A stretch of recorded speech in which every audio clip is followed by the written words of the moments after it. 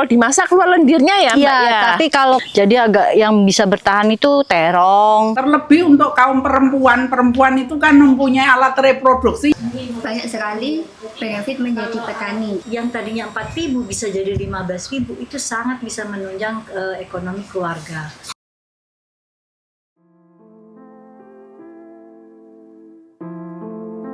Gimana sih Mbak Rela yang sudah kemana-mana akhirnya kembali lagi ke bumi, kembali lagi ke desa? Apa sih nikmatnya jadi petani? Nah, kita mau belajar ya Mbak Rela ya di sini. Siap. Iya. Saya Rencananya lagi- mau apa ini Mbak Lagi Rela? mau panen sedikit, ada macam-macam sih. Tapi kalau kalian mau bantu, ayo. Ayo, ini ada yang mau pegangin Iya. keranjang nih Bu. Mbak Rela nanti setelah bentar. panen di kebunnya kita ngajak masak. Habis itu kita makan ya.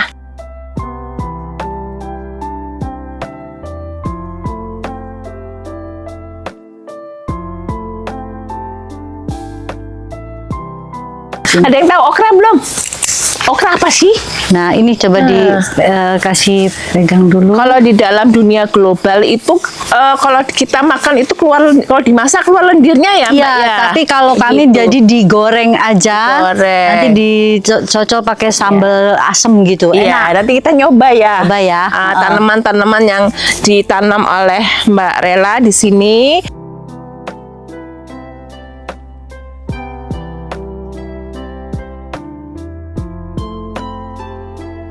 Sekarang kan petani di Indonesia itu krusial ya, karena sebagian besar itu adalah petani tua ya. Makanya Kibo melakukan pembinaan kepada anak-anak muda di wilayah Samigaluh dan Girimulyo dengan melalui beasiswa supaya mereka kembali lagi kepada fitrah mereka di wilayah yang luar biasa di Kulon Progo Utara yang sangat subur ya. Nah, kita ngajak, dan ini sebenarnya untuk memberikan motivasi kepada mereka gimana Bu Rela ini kok seneng bertani atau berkebun begitu. Iya, baik sekali ya. Iya.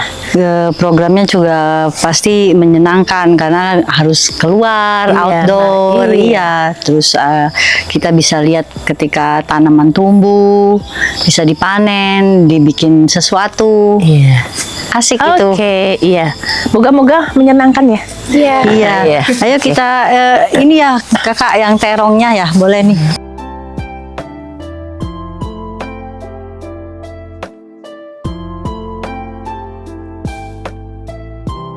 Kan sekarang ini lagi musim hujan, sebenarnya banyak sekali, tapi karena lagi musim hujan agak sulit yang tumbuh daun-daun misalnya. Jadi agak yang bisa bertahan itu terong, tomat pun juga banyak yang busuk. Tapi ini ada apa namanya bayam. Biasa kita untuk ya tumis-tumis atau apa bisa juga.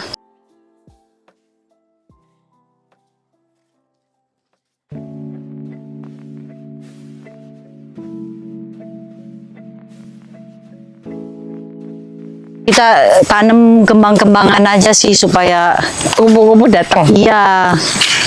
Ini biasanya rumput ini kita taruh lagi ke dalam bedengan. Jadi untuk pupuk. Untuk pupuk.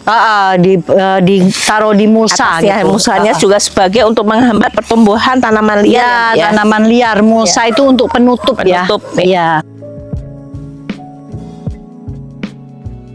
Jadi kami itu ini namanya tanah ini tanah Kengser ya. Ada yang tahu? Peti Kengser ngerti lah. Di Kengser ya. Jadi tanahnya kas desa, ibaratnya gitu.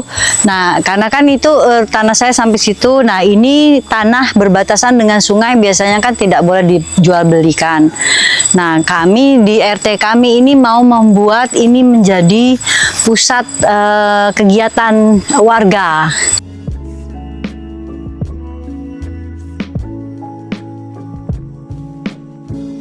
Buat anak-anak muda sini main gitu.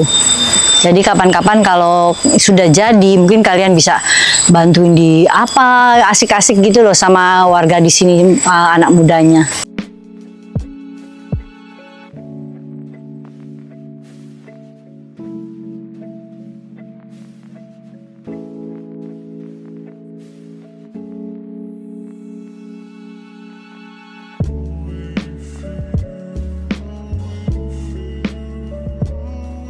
Itu kita perbaiki karena kan ketika mau dijual itu dijual sama makelarnya itu pohon-pohonnya dipotong semua.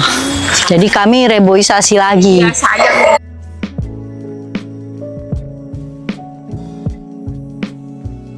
Ini kok enak banget, ini apa? Ya. Bunga. Dipecel kurenya. Iya, tapi itu digoreng, jadi cuman cek gitu, terus dimakan, crispy.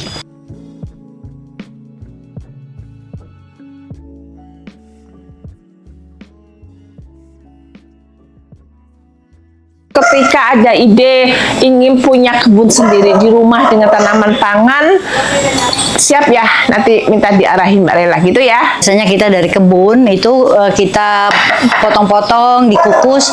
Nah, kita mau bikin donat labu. Jadi ya yang gampang kan bisa dan- cuma digoreng. Iya, Gitu. dan paling pada senang kan donat. Iya, anak-anak juga Iya. senang donat, Iya. betul. Ah. Itu favorit kita di sini. Iya. Jadi bisa pakai coklat, bisa pakai gula. Ya, nanti kita coba ya. Ya. Oke.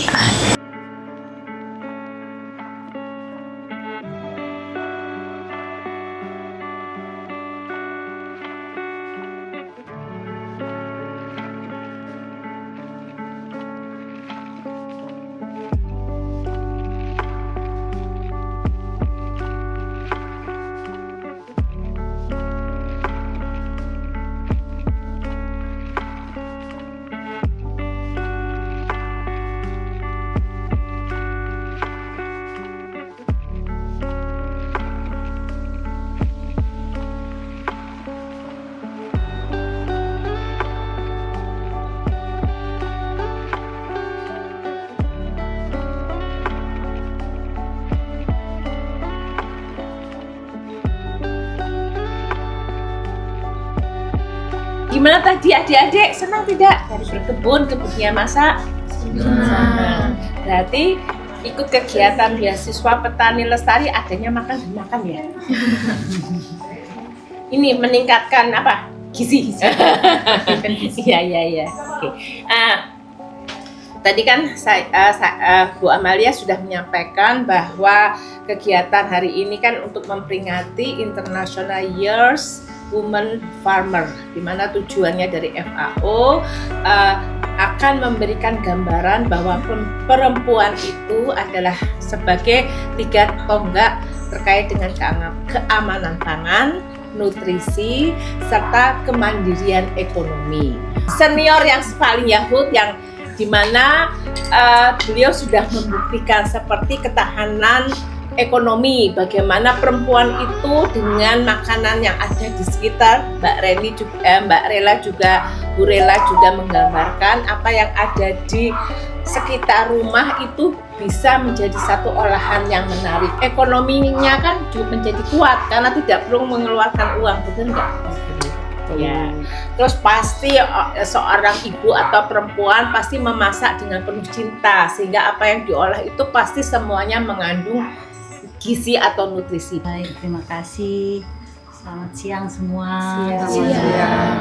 Selamat datang di rumah kami, di kebun kami. Kebun kami ini kami sebut kebun namanya barefoot garden. Barefoot itu telanjang kaki. Biasanya kita suka jalan aja tanpa sendal supaya apa ya, orang sekarang zaman sekarang bilang grounding, mungkin kalian pernah dengar juga ya, grounding kayak gitu. Oh, pegang pohon atau apa itu membuat kita sehat, lebih apa dengan diri kita atau segala macam. Tapi kalau kami ya memang sejak dulu ya senang melakukan itu karena ya memang ya keseharian. Mungkin di kampung juga sama ya, orang-orang ada apa tanpa alas kaki jalan seperti itu. Nah, barefoot garden kami ini, kebun kami itu sebenarnya ya kebun rumah tangga gitu. Jadi kebun yang di hasil panennya itu nanti dipakai, digunakan, diolah untuk kebutuhan rumah tangga kami gitu. Ya, tapi kadang-kadang berlebih tuh, banyak gitu. Jadi saya kumpulkan, biasanya saya taruh ke tetangga sebelah yang punya warung. Ibu ini tolong siapa aja yang mau ambil boleh gitu. Jadi secukupnya mereka ambil terong, ambil cabai atau apa kayak gitu. Terus ada juga misalnya buah-buahan, ada kita tanam pisang, nanas, jeruk, durian, rambutan, mangga, pokoknya itu. Tapi yang paling sudah sering menghasilkan itu pisang. Nah, pisang pun kita pilih pisang yang nilai ekonominya bagus. Nah, dari situ ya di rumah kami ini mulai banyak didatengin orang-orang dari kota, teman-teman, kadang juga KWT dari ibu-ibu yang sebenarnya ya petani juga, tapi mau belajar untuk bukan belajar bertani ya. Kalau belajar bertani mungkin mereka lebih jago, tapi belajar bagaimana mengolah hasil panen tadi gitu. Jadi kadang-kadang di tempat ibu ada tomat berlebih banyak, dibikin selai tomat, ada cabai bisa dibikin saus, ada cabenya dikeringkan atau dibikin sambal seperti itu, labu dibikin donat. Nah, macam-macam sekali. Jadi kenapa saya suka berkebun? Ya tadi sebenarnya juga ada perasaan healingnya untuk diri kita itu ada gitu. Jadi kayak di hati itu adem, lembut. Ya nggak kalau di kota kan banyak mobil, rasa keras kan, rasa hati kita ada kerasnya jiwa orang itu. Nah, ketika kembali ke kebun, ke lihat hijau-hijau, menyentuh tanah, itu senang sekali gitu. Jadi ya kalau berhubungan dengan kalian, kadang-kadang saya juga pingin, kenapa anak-anak tidak hanya jadi cita-citanya tuh, saya pengen keluar dari desa saya. Tapi di desa pun saya banyak orang sekarang balik ke desa karena apa? Ya pingin hidup alami tadi. Ya mungkin tadi kalian bisa melakukan sesuatu yang lain. Tadi berjualan itu ada apa? Misalnya ada yang jago di komputer, pemasaran. Jadi bisa banyak hal sih sebenarnya. Nah, mungkin dari saya sih kalau dibilang untuk mengajak, ya silakan monggo teman-teman, adik-adik misalnya ada waktu mau main ke sini, Bu saya mau belajar ini sama teman-teman saya, boleh gitu. Bu saya mau bantu di kebun, kita senang dengan senang hati gitu. Jadi ya kita terbuka lah, apalagi misalkan ada Mbak, ada Mas Agung, ya bisa ya nggak terlalu jauh, bisa main ke tempat kami. Generasi muda untuk membuka jejaring bersama dengan beliau-beliau. Jadinya karena seperti kita tahu tadi ya, Bu Rela itu juga banyak mendapat tamu minggu lalu dan beberapa waktu yang lalu. Kalian juga melihat juga bagaimana Mas Agung, Beni, kemudian Bunda Marwiah juga banyak menerima tamu. Nah, tamu-tamu itu yang bisa kalian jalin menjadi satu bagian kolaborasi pertemanan yang insya Allah saya yakin pasti di masa depan itu ada keuntungan bagi Anda. Terima kasih. Monggo ini Mbak Nisa Ika dari perwakilan kelompok Mandiri Pangan. Ini Bunda Marwiah yang mungkin sudah juga kenal Mbak Rela. Beliau terkenal sebagai Queen of Coffee di Samigaluh begitu. Inilah para koordinator yang saya harapannya bisa membuka pola pikir dari generasi muda, beasiswa untuk lebih membuka.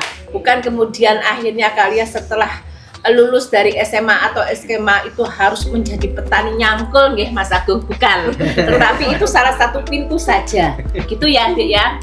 Pengalaman saya bisa saya sampaikan terutama untuk generasi muda. Kenapa itu juga untuk kaum perempuan yang memprihatinkan itu, terutama untuk kaum perempuan.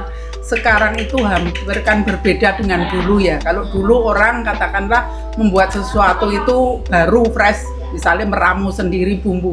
Sekarang semuanya itu bumbu instan sudah tersedia di pabrikan. Kemudian gaya hidup sekarang juga kan berubah. Gaya hidup lebih ke yang instan. Makanya tadi disampaikan Bu Rela bahwa sekarang itu banyak orang yang ingin kembali ke alam. Ternyata di alam kita itu kan semuanya sudah tersedia. Nah, kenapa saya tertarik itu? Sebenarnya latar belakang saya dulu, saya sejak kecil memang saya diajak oleh orang tua saya untuk bertani. Jadi yang sampai sekarang mendalam itu kenapa saya masih apal itu bikin pipit, bikin upacara neton apa itu, karena sejak kecil itu sudah tanamkan sejak dini. Kalau kita melihat langsung sejak dini itu lebih mengena. Contohnya masak, tadi praktek langsung kan, kita lebih tahu daripada cuman makan terus oh ini resepnya ini. Tapi kalau kita mengalami langsung, terjun langsung, itu akan lebih mengena. Nah itu yang memprihatinkan saya, kenapa saya tertarik. Kalau semula sejak kecil saya memang latar belakang ikut orang tua di pertanian, tetapi akhirnya saya beralih ke yang lain. Nah setelah kembali ke desa, saya tertarik untuk bertani. Itu ternyata bisa ngomong pertanian itu tidak cukup hanya pertanian, tapi ya dari segi tanggung jawab moral, iya, dari segi ekonomi, iya, dari segi politik, iya. Jadi semuanya bisa masuk di situ. Jadi saya tertarik itu. Nah, terlebih untuk kaum perempuan itu kan mempunyai alat reproduksi yang berbeda dengan laki-laki. Jadi yang tahu persis di meja makan itu, nah di tempatnya adik-adik yang lebih banyak masak, bapak apa ibu? Ibu. Ibu kan? Bapaknya masak enggak? Enggak. Mas-masnya bisa masak enggak? Masak air dan mie.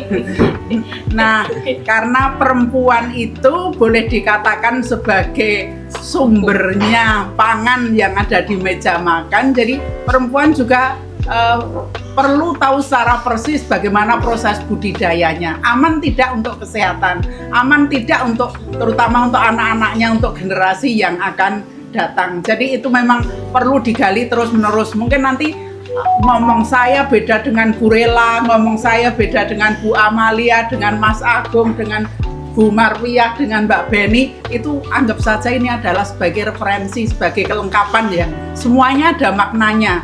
Kalau saya lihat Awung sekarang itu nggak usah dengar suaranya Bu Erni di YouTube, sumber apa saja kan sudah ada ya, praktis saya ngapain mendengarkan. Tapi ternyata kalau saya lihat, saya dengarkan, saya alami, setiap orang itu mempunyai nilai sendiri-sendiri, punya nilai plus sendiri-sendiri. Oh nanti saya bisa lihat dari Bu Rela ini, dari Bu Amalia ini, dari Mas-mas ini kan juga kita belajar dari anak-anak maunya seperti apa, dari yang lain apa. Nah itu perempuan itu sebagai pencipta atau penyedia sumber pangan di dalam keluarga, yang ingin menentukan kualitas anak-anaknya, generasi yang akan datang itu seperti apa, itu lebih banyak pada perempuan. Jadi perempuan perlu tahu wawasan atau pengetahuan tentang pangan yang aman, pangan yang sehat untuk keluarga. Makanya gerakan kami memang, saya bukan lebih ke pertanian organik, tapi saya lebih ke pertanian lestari. Lestari itu terus menerus. Jadi seperti benih, itu jangan sampai punah. Benih itu harus berkelanjutan, karena barang siapa menguasai benih, menguasai kehidupan. Padahal itu kalau orang dulu bilang tuh uwi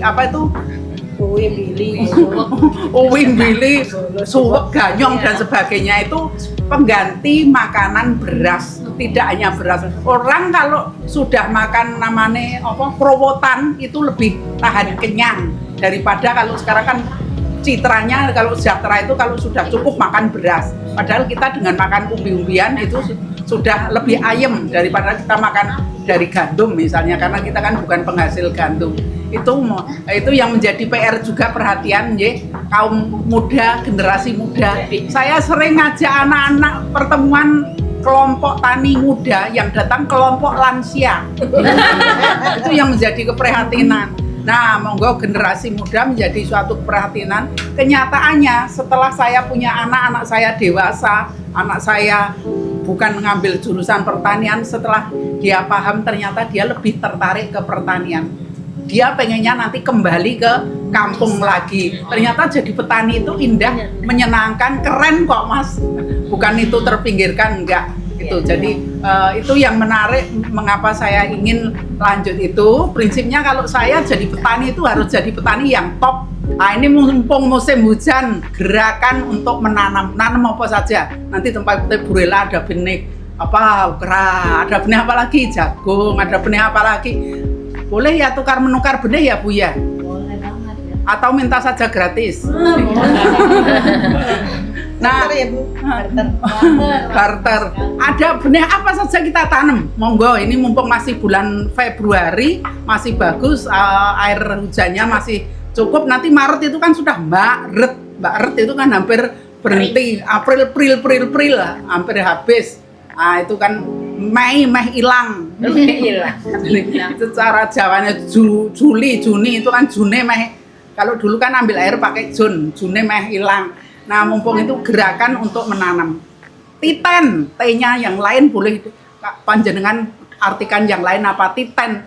Orang tua dulu itu lebih mengetengahkan ilmu titen. Ilmu titen itu seperti apa? Oh, ini kalau curah hujan seperti ini ya nggak cocok untuk nanam sayur-sayuran. Karena apa? Curah hujannya masih sangat tinggi. Oh, musim ini kalau nanam padi, laron datang itu mesti banyak walang sangit. Jadi ilmu titen itu dari penjenengan bisa lihat di YouTube ya, atau tanya para tua-tua itu, oh nek musim ini cocoknya nanam apa toh? Oh, musim kayak gini kan cocok untuk menanam kacangan seperti itu. Contohnya penggunaan herbisida. Sekarang kan hampir kalau kita lihat di pinggir jalan alang-alang sempat pakai herbisida. Yang mati bukan hanya rumputnya, tapi hewan-hewan sebagai sahabat dari petani juga ikut mati. Saya pernah di Bima, turun Bima mana? di Bima Nusa Tenggara. Oh, Nusa Tenggara.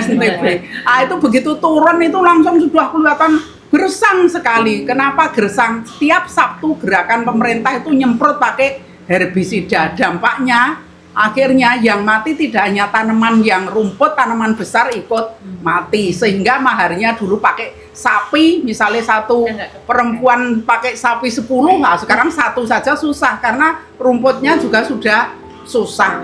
Saya masuk di Bima itu, sebelum masuk itu teman saya bilang, Bu, sebelum masuk kita makan yang enak-enak dulu. Apa yang enak? Ya beli bakso dulu, beli es. Kenapa? Wah, nanti di dalam susah makan. Ternyata apa? Tiap hari itu saya hanya dimasakkan daun singkong. Daun singkong itu caranya diulek tok, enggak dikasih garam dimakan. Karena apa? Ruangannya itu nanti kalau halamannya itu kalau nggak ditutup pakai pagar itu kalau nggak dicuri hewan, dicuri tetangganya. Jadi lomba-lomba untuk mengambil sayuran itu keprihatinannya dengan penggunaan bahan-bahan yang itu. Jadi harus kita olah dengan hati yang tidak merusak, tidak menimbulkan pencemaran. Juga yang kalau sekarang itu organik. Organik itu harmonis, organik itu ramah terhadap lingkungan. Kita olah dengan baik. Kalau kita olah dengan baik, hasilnya pasti juga akan lebih baik. Kalau kita mencintai anak, kita merawat dengan penuh kasih sayang, tidak dikasihkan pengasuh, misalnya kita sayangi sendiri, kan anak juga akan membalas hubungan kasih sayangnya kan ada ya, beda kalau dirawat orang lain. Demikian juga dengan tanah, dengan tanaman kita rawat dengan baik juga akan menghasilkan yang baik. Kemudian yang top P-nya apa? Kalau kita sudah tanam, kita olah dengan baik, P kira-kira apa P? Panen. Nah itulah. Kalau kita tanam, kita akan tuai juga ya, akan panen juga. Kelompok Kampung Mandiri Sidoarjo. Nah, itu berlokasinya ada di Dusun Lambur Sidoarjo. Jadi itu perbatasan antara Magelang sama daerah istimewa Yogyakarta, jadi dekat dengan perbatasan gitu. Nah, di sana kelompoknya itu perempuan, Bu, jadi ibu-ibu. Nah, awal mulanya dibentuknya kelompok itu karena di sana banyak potensi talasnya itu belum diolah, jadi hanya dijual bentuk mentah gitu. Bentuk mentah ya paling 1 kilo seharga 4.000 kurang lebih. Kemudian dibentuk kelompok ibu-ibu yang mayoritas petani talas itu dan juga pekebun itu membuat suatu inovasi produk yaitu keripik talas. Gitu. Jadi nanti dijual dalam bentuk yang sudah diolah menjadi keripik talas. Jadi kelompoknya ada 10 itu perempuan semua, Bu, ibu-ibu. Usia? Rata-rata ada yang masih 25 tahun juga, Bu. Jadi itu paling muda. Kalau yang lain itu rata-rata di 30 sampai 40 tahun. Ibu rumah tangga. Ibu rumah tangga. Ya. Jadi selain menjadi ibu rumah tangga, mereka juga kalau ada waktu luang nanti produksi bersama, lalu membuat produk keripik talas tersebut, terus nanti dijual ke toko-toko sama warung-warung gitu. Jadi itu ada beberapa varian rasa. Kalau yang saya sajikan itu ada di gado-gado, jadi itu bumbu alam, ada kencur, ada gula jawa, ada daun jeruknya gitu. Jadi masih alami. Dan itu adalah salah satu kelompok yang kalau pagi menurut saya yang paling cepat habis dagangannya, karena yang dijual itu unik-unik dan sesuai dengan request dan semua segar begitu. Itu menjadi satu peluang kedepannya buat adik-adik lainnya, jadinya bisa membuat aneka olahan atau requestnya bagus, jadinya ada yang cari godong daun pepaya Jepang, kemudian daun kencur, kecombrang, itu sangat sulit didapatkan di pasar tradisional di kota Jogja, dan mereka biasanya request sama kelompok mandiri pangan untuk dijualkan. Jadi menjadi satu kesempatan kalian ini sebagai generasi muda petani lestari beasiswa, nanti tanya kepada Mbak Nisa apalagi yang dibutuhkan, nanti kalian tanam kemudian dititipkan dari Mbak Nisa Eka, atau kalau suatu ketika kalian punya waktu selo bisa ikut ke pasar tani melihat peluang apa yang didapatkan. Karena saya lihat seperti Mbak Nisa Eka ke pasar tani di Sambi, karena kebetulan Mbak Nisa Eka juga masih kuliah di Universitas Asia. Kadang-kadang sambil mau kuliah di belakang motornya bawa keroncong, terus membuka dagangan dulu, terus ditinggal kuliah, pulang sudah habis di mejanya. Itu menjadi kesempatan juga membuka. Jadi peran sekarang itu apalagi di Yogyakarta, keinginan untuk mendapatkan makanan yang sehat, aman, segar itu sedang dicari. Jadi sangat sekali peluang berjejaringan di sini. Begitu. Saya tuh kan sekarang sudah tidak lagi bolak-balik ke Jakarta. Biasanya dulu di Jakarta kan saya punya bisnis kuliner itu catering. Jadi kita pegang 3 sekolah internasional ya di sana. Nah, tapi karena capek dan segala hal ya saya stop lah gitu. Nah, sekarang saya kerjanya dari rumah. Jadi ada perusahaan yang minta saya untuk mengkreasikan bumbu, tapi untuk edamame. Jadi mereka ada produk edamame yang kering. Nah, mereka sudah jual itu original, rasa original. Jadi mereka minta saya membuat rasa yang baru gitu. Jadi saya kerja seperti itu per project gitu. Kalau sudah selesai itu bolak-balik nanti kalau udah final mereka oke, ya saya kasih resepnya kayak gitu. Seperti itu. Jadi kalau misalnya nanti teman-teman butuh bantuan juga untuk mungkin ini bisa dibikin apa lagi, ya itu memang kurasi produk bidang saya di situ gitu. Biasanya saya kadang ada juga yang minta bikinkan satu menu khusus untuk vegetarian itu dalam 1 tahun itu saya kerja itu bisa menghasilkan berapa banyak, misalkan ada tadi kacang hijau itu dibikin apa untuk produk vegetariannya, terus ada misalnya bumbu-bumbu saya bikinkan juga untuk yang vegetarian itu. Jadi asik sih kalau misalnya memang perlu itu nanti bisa ngobrol sama saya juga. Iya, sangat perlu, Bu. Ya. Juga ya mungkin kita bisa bantu di pemasaran atau apa kan sama temen, karena kan sekarang tuh saya karena fokus cuma di rumah enak apa ya maksudnya Bu, suka-sukanya saya lagi bikin donat, siapa yang mau beli tapi minimal selusin, saya bilang gitu. Oke, nggak taunya saya dapat itu sampai saya harus membuat 400 donat. Aduh, gimana ya?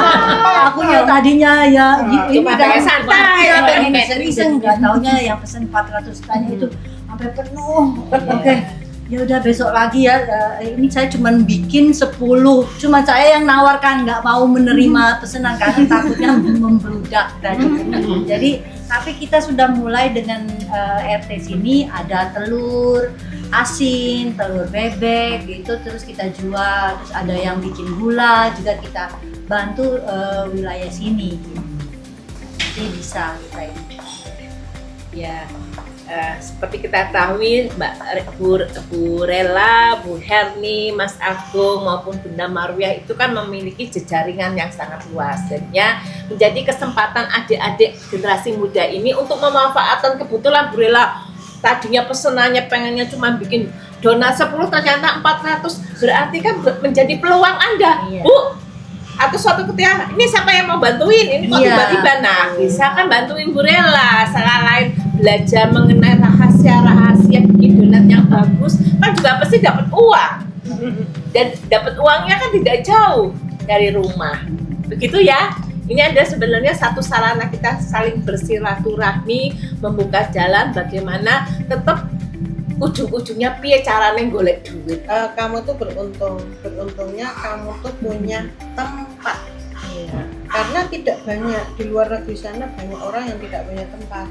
Kamu punya tempat, kamu punya peluang. Jangan minder jadi petani. Loh, nek kalau jadi petani orang keren loh, Pak Agung milih jadi presiden loh Pak Agung. Tapi Pak Agung bener ya? Aku milih jadi petani. Petani itu keren. Karena negara tanpa petani kelaparan. Bener ya disampaikan Bu Evi tadi. Kalau kamu bertani itu kamu nggak akan kelaparan. Jadi kamu kemarin udah ada pembelajaran sama Bu Amalia yang di Menoreh kan, sampai ngunduh yo popo dipangan enak loh, kabeh dimaem enak, dimasak enak. Nah itu artinya yang tidak akan kelaparan itu benar di sekeliling kita itu ditanami apa saja yang kamu bisa makan, kamu bisa manfaatkan, kamu bisa jual, bisa jadi uang. Yang uang itu nanti bisa ditukar, barang-barang yang bisa dijual itu bisa ditukar uang, yang selain dijual bisa kamu makan. Yang ditukar uang itu kalau kamu pengen jajan, nah itu bisa untuk jajan. Tapi itu selingan, bukan hari-hari jajan. Nah mungkin tidak banyak seperti kamu yang dapat peluang seperti ini karena kamu jatuh 2,5. Kamu berlima, luwih akeh gurune timbang kamu lho. Bener enggak? Luwih akeh telu. Luwih akeh gurune nek kamu ra pinter, kamu ra sugih. Saking dene apa gebang. Nek kamu ra pinter, kamu ra sugih, kebangetan. Kamu tinggal koordinasi, mau konsultasi sama Bu Amalia, sama Bu Evi, sama Pak Agung, sama Bu Herni, sama Bu Rela, sama Bu Beni. Tergantung kamu. Semuanya ikhlas berbagi sama kalian. Saya dapat pelajaran baru juga, terus lebih tahu yang belum saya tahu dari tanaman, terus masakannya. Udah, pengen punya kayak gini juga nggak besok? Ya, Amin. insya Allah. Ya. Berarti harus semangat ya. Ya. Oke, selanjutnya. Tempatnya ini sangat bagus, sejuk. Yang belum tahu jadi tahu, sebelumnya kan belum tahu pembuatan donat itu bisa dikasih labu, jadi tahu ternyata juga rasanya enak. Kayak gitu aja. Di sini asik banget Bu, banyak ilmu-ilmu yang baru yang belum saya ketahui, jadi sekarang tahu gitu, sama banyak temen gitu Bu. Farhan sekolah di pertanian kan? Iya, tapi ambil jurusan mesin. Oh iya. SMK Mesin Negeri 1 apa? Nganjuk. Mesin pertanian. Tapi kadang juga lihat teman pas praktek tanam gitu, juga ikut lihat. Tanam apa, Mas? Dan ada bawang gitu. Melon, tapi di rumah kaca biasanya. Cuman lihat apa ikut? Baru cuma lihat.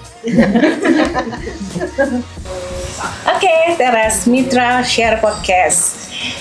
Sekarang tadi sudah kenyang ya semua kita ya. Alhamdulillah. sudah. Terima kasih Bu Rela atas experience perutnya yang sudah kenyang tadi. Apa saja yang tadi disajiin? Lodeh. Kata sayur yang menarik. Aneka macam itu Aneka tadi sayuran-sayuran lokal dimasak jadi enak. Iya, yang menarik tadi donat, labu kuning, sama minuman apa tadi coconut lemonade ya. Iya. Oh, saya belum nyicipi. Ya harus nanti, itu menyenangkan sekali, itu yang berasal dari lingkungan sekitar ya Bu Rela ya. Jadinya memang luar biasa bahwa ini adalah contoh-contoh para perempuan petani yang sesuai dengan harapan FAO bahwa mereka adalah sebagai keamanan pangan, perut terutama bagi keluarga terkecil, kemudian penyedia nutrisi yang terakhir itu adalah ketahanan ekonomi. Benar tidak ya? Benar, kami ini Iya. security food. Pemadam kelaparan. Gitu. Ya, ini mumpung kita sudah kumpul, ini adalah salah satu contoh perwakilan perempuan Indonesia yang mungkin bisa merubah stigma ya, yang mengatakan bahwa petani perempuan itu adalah sebagai yang sangat terpinggirkan, terutama terkait dengan gap gender dengan laki-laki, karena dalam laporan FAO perempuan itu 80% pendapatannya itu lebih rendah dari laki-laki, terutama di sektor pertanian, dan sebagian besar itu mengalami termarginalisasi oleh pekerjaan-pekerjaan yang istilahnya yang non formal begitu. Apakah seperti itu bisa kita patahkan begitu? Makanya pertama mungkin kami memberikan satu bukan pertanyaan tetapi keinginan, satu pendapat dari Bu Herni begitu ya, Bu Herni begitu. Bu Herni mungkin nanti menyampaikan juga siapakah diri Bu Herni, Mbak Nisa Eka, kemudian Bunda Marwiah dan Bu Reni masing-masing begitu ya, di balik Mbak Rela begitu, di balik perannya sebagai salah satu agen perubahan masyarakat khususnya di wilayah Kulon Progo, terutama di wilayah Timur Utara Provinsi DIY, karena kita tahu bahwa bedah menoreh atau perkembangan perekonomian saat ini juga akan menjadi dampak terutama kepada masyarakat asli. Makanya apalagi di wilayah tersebut itu adalah wilayah yang sangat subur sekali, wilayah sangat mengaksikan seperti yang ditunjukkan di rumah Bu Rela ini begitu ya, yang mungkin semakin kesini banyak orang-orang yang mungkin berbondong-bondong ke wilayah sini sehingga terjadi perubahan dinamika perekonomian. Nah, sebagai masyarakat asli ya kita harus siap-siap ya Bu ya, jangan sampai tergilas atau terpinggirkan, apalagi mungkin sebagian besar teman-teman ini memang berlatar belakang sebagai keluarga petani. Mungkin Bu Herni bisa memberikan pendapat terkait apa sih keuntungan menjadi seorang petani, seorang perempuan yang bekerja di sektor pertanian, dan apa dinamikanya. Silahkan Bu Herni. Tapi sebelumnya mungkin menceritakan sendiri latar belakang dari Bu Herni. Monggo. Baik, terima kasih Ya. Bu Amalia. Saya biasa dipanggil dengan nama Bu Herni. Ya. Saya sebagai petani lestari dan sering ajak-ajak teman-teman, yuk kita melakukan pertanian yang aman dan sehat. Bagi saya, keuntungan saya melakukan pertanian lestari itu karena sebagai perempuan kami sebagai penyedia pangan di dalam keluarga, terutama untuk keluarga itu tahu secara persis proses budidayanya itu adalah yang sehat, aman, karena kita bisa membuat sendiri benihnya, pupuknya maupun pengendali hamanya. Apalagi sekarang dengan keprihatinan produk-produk pangan yang instan, siap saji, kadang juga kan sangat-sangat mempengaruhi juga untuk kesehatan anak-anak. Jadi kami keuntungannya kalau kita tahu secara persis, kita juga bisa mensosialisasikan kepada sesama perempuan untuk melakukan pertanian yang aman untuk keberlanjutan itu.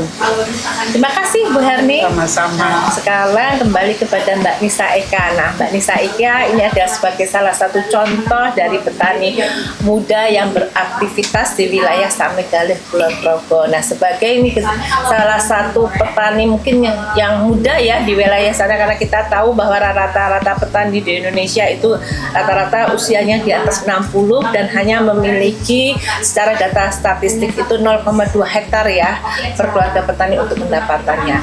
Bagaimana sebagai seorang petani muda merasa bahwa wah, aku bangga menjadi petani muda dan apa-apa yang menyebabkan Mbak Nisa Eka itu merasa bahwa perlu selalu digerakkan apa yang sudah dijalankan oleh Mbak Nisa Eka di sini sebagai salah satu agen perubahan di wilayah setempat gitu. Ya baik, sebelumnya terima kasih Bu Amalia. Itu bahwa di Samigaluh khususnya ya di daerah Kulon Progo itu petani muda ini jarang gitu. Jadi kebanyakan petani di wilayah Kulon Progo itu usianya lebih dari 50 tahun ke atas, di mana itu usianya sudah non produktif lagi. Akan tetapi bagaimana dengan petani muda? Nah, itu tantangannya sebenarnya ada di mengajak teman-teman yang lain, Bu, karena beberapa teman-teman itu menganggap bahwa menjadi petani itu tidak keren gitu. Jadi padahal benefit dari petani muda itu banyak sekali, Bu, karena potensi di wilayah Kulon Progo sendiri banyak, itu banyak sekali benefit menjadi petani. Kita bisa mengambil masakan atau memasak dari alam gitu, jadi tidak perlu membeli lagi gitu. Jadi untuk petani pemuda ini bisa membuat petani yang modern gitu, Bu. Jadi misal seperti smart farming gitu, nantinya yang dimana jadi menyiram tanaman dengan biasanya 2 hektar kan hanya manual ya, Bu ya. Tetapi kalau kita sebagai petani muda bersemangat untuk mengembangkan di bidang pertanian, nanti kita bisa buat smart farming dengan berbasis internet yang nantinya itu bisa 15 menit itu untuk 2 hektar itu kan juga bisa ya, Bu. Jadi membuat inovasi terkait dengan pertanian itu juga penting untuk petani muda dan kolaborasi dengan petani yang di atas 50 tahun. Termasuk tadi saya mendengar bahwa dengan kelompok mandiri pangan yang tadi diceritakan bahwa di wilayahnya Mbak Nisa Eka itu kan banyak menghasilkan buah talas ya, kemudian dilakukan inovasi sesuai dengan tren saat ini. Seperti apa olahannya yang talas yang tadi yang biasanya dijual dalam bentuk mentah gitu oleh kelompok mandiri pangan, terutama oleh Mbak Nisa Eka sebagai salah satu perwakilan petani muda, apa yang dilakukan untuk bisa menggait konsumen dan meningkatkan nilai tambah dari produk pangan yang ada di sekitar wilayah. Ya. Jadi petani muda itu juga inovasinya itu tidak hanya panen dan juga nanam, tapi kita juga buat inovasi produk agar nilai ekonomisnya juga semakin tinggi gitu, Bu. Jadi seperti di kelompok Kampung Mandiri itu yang terdiri dari perempuan, ada kelompok perempuan itu mengelola talas. Jadi karena potensi di sana banyak talas, akan tetapi dijual dengan harga yang minim gitu, Bu. Jadi berapa, Mbak ya? Biasanya kalau dijual dalam bentuk mentah gitu 1 kilo talas itu sekitar 4.000. 4.000 dengan berat kira-kira berapa itu? 1 kilo. Terus kemudian dilakukan inovasinya seperti apa? Dilakukan inovasi untuk membuat keripik dengan berbagai varian rasa. Contohnya ada gado-gado tadi dengan bahan alami seperti gula Jawa dan daun dibikin jeruk. chips ya, keripik ya? Ya, keripik gitu. Terus itu nanti dari 1 kilo talas bisa jadi 300 gram keripik gitu. Dari 100 gramnya itu di harga 5.000. Jadi nanti dari 300 gram itu 15.000. Jadi yang awalnya 4.000 aja nanti bisa dijual dalam bentuk chips atau keripik tadi menjadi 15.000 dari 1 kilo talas. Dan apalagi sekarang kan merupakan zaman media sosial ya, dengan seperti contohnya dengan Mbak Nisa Eka itu juga bisa dilakukan penjualan lewat media sosial begitu Nje, dengan beberapa kata-kata dan behind the story of the product juga disampaikan sehingga menjadi nilai tambah terhadap produk yang ada begitu ya. Terima kasih Mbak Nisa Eka. Kemudian kita beralih kepada Bunda Marwiah. Bunda Marwiah itu di wilayah Kulon Progo atau khususnya di Samigaluh itu terkenal sebagai Queen of Coffee. Begitu.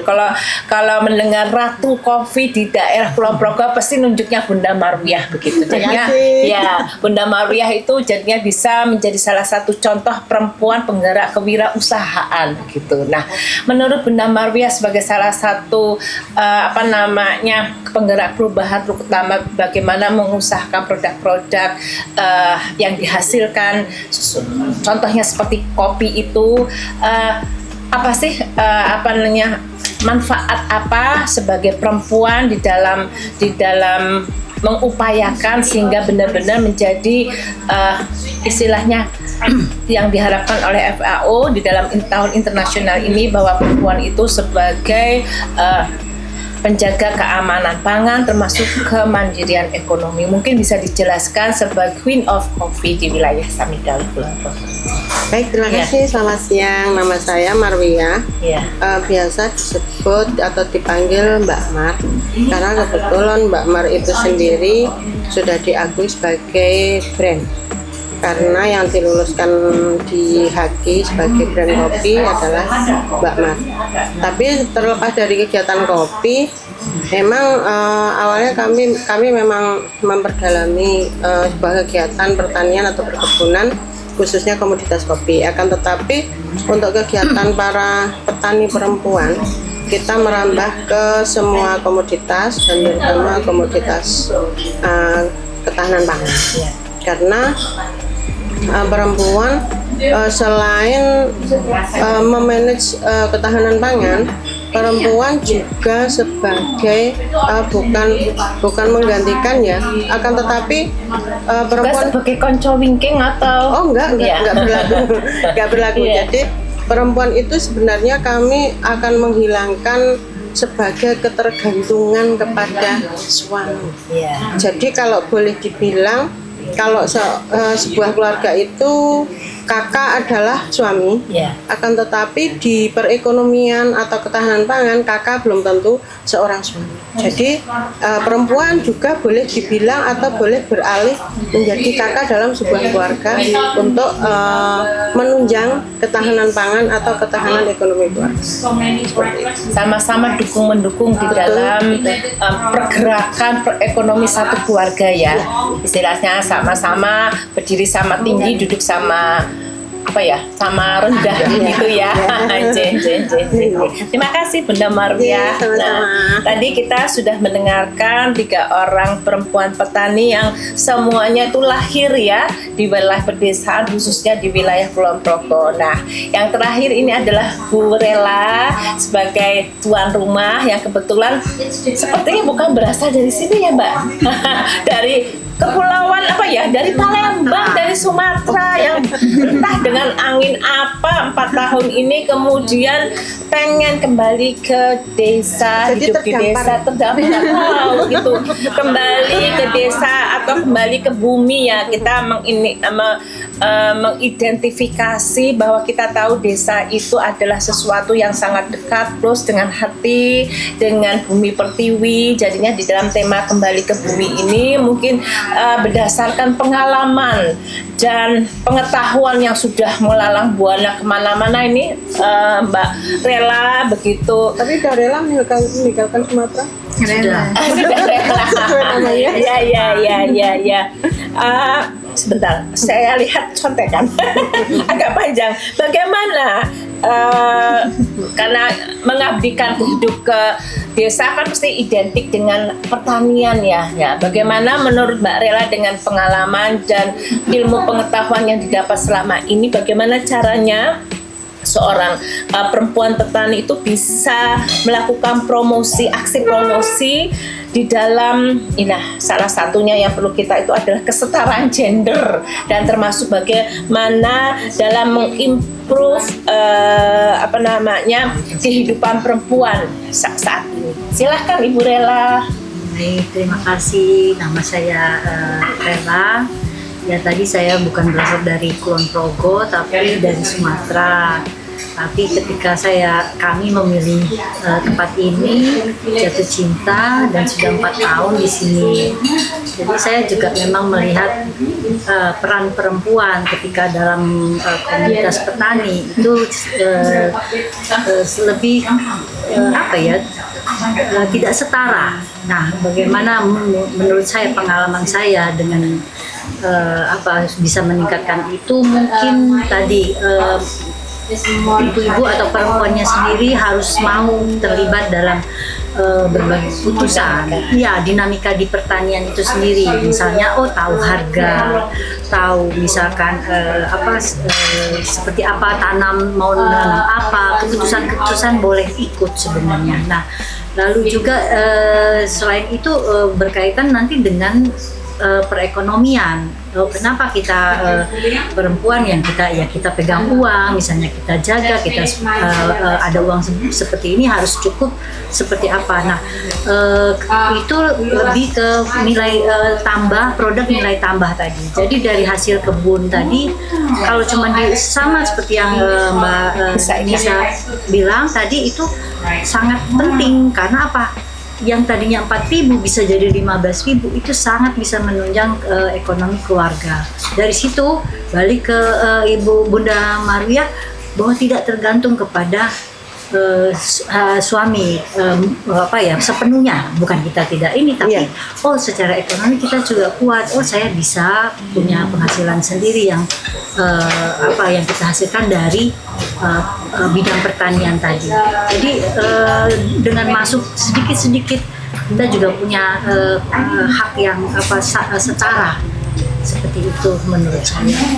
Oke, terima kasih, sangat menginspirasi begitu.